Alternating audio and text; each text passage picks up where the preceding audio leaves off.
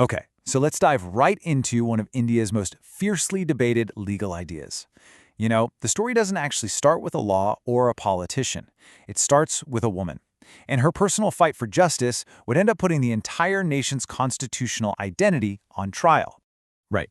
So this is the story of Shah Bano. It's really incredible how her fight for just some basic financial support after her divorce spiraled into this massive national controversy that honestly still echoes today. So picture this, it's 1978. A 62-year-old woman, Shah Bano, is divorced by her husband after being married for over 40 years. She's left with absolutely no financial support. So she did something pretty remarkable for her time. She took him to court. Now, after a long 7-year battle, the Supreme Court came out with a landmark judgment in 1985. The ruling was clear. Shah Bano was entitled to maintenance. The court said that a secular law, one designed to prevent people from becoming destitute, was more important than religious personal law in this particular case. But that wasn't the end of it. Not even close. This decision set off an absolute political firestorm across the country. For a lot of conservative groups, this wasn't just about one woman's maintenance payment. They saw it as a huge attack on their religious identity and their right to govern their own community's affairs. The political pressure got so intense that the government, which was led by Rajiv Gandhi at the time, actually stepped in and reversed the court's decision by passing a brand new law.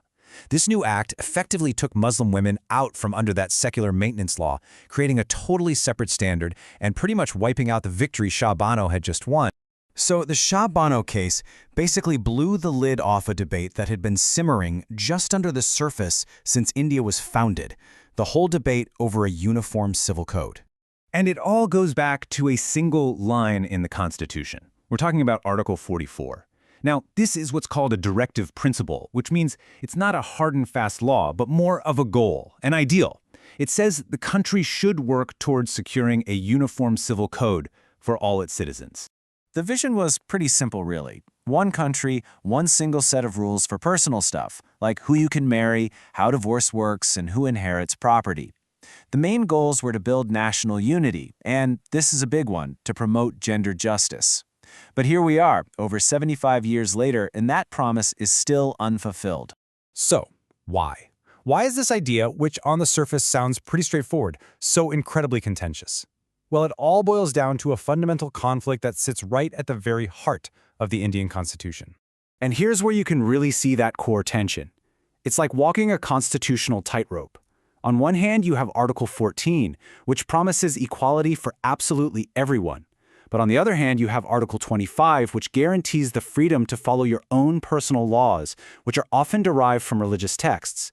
A uniform civil code smashes these two fundamental rights right into each other.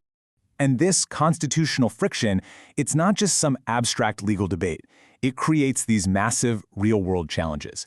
There's a genuine fear that a single code could just steamroll unique cultural identities. The issue is, of course, intensely political. And frankly, there isn't even an agreement on what a uniform code should even contain. Back in 2018, the 21st Law Commission kind of captured this dilemma perfectly. They argued against one single overarching code.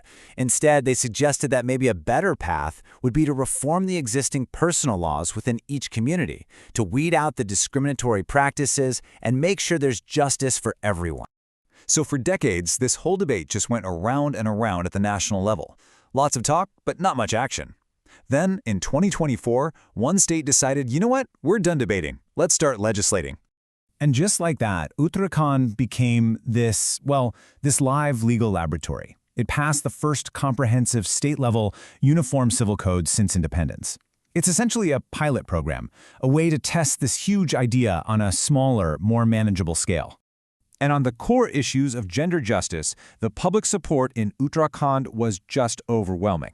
A survey found that a massive 82% of people there backed equal inheritance rights for sons and daughters, which is a key feature of the new code. But, and this is a big but, when it comes to more culturally sensitive issues, the picture gets way more complicated.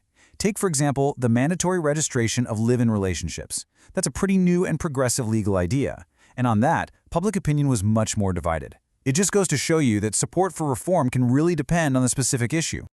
And you see this same divide among the experts. The committee that drafted the code sees it as a huge win for equality. But then you have religious boards raising major constitutional alarms. And legal scholars, well, they're kind of in the middle, seeing it as a valid experiment, but one that could definitely clash with national laws down the road. Okay, so Uttarakhand's experiment has thrown a lit match back into this national conversation, but this time with real, actual legislation on the table. So the big question is, where does India go from here? At the end of the day, it really boils down to two main paths forward. The first is that gradual, piecemeal reform, fixing the inequalities within each community's own laws, just like the Law Commission suggested. The second is the original, much more ambitious goal, going for that one single, comprehensive code for every single citizen, just like the Constitution envisioned. And so the question for India is still a profound one. Is a single set of laws the ultimate key to national integration and true equality for all? Or does true unity lie not in uniformity, but in protecting the very diversity that makes the nation so unique? That is the question right at the heart of this entire debate.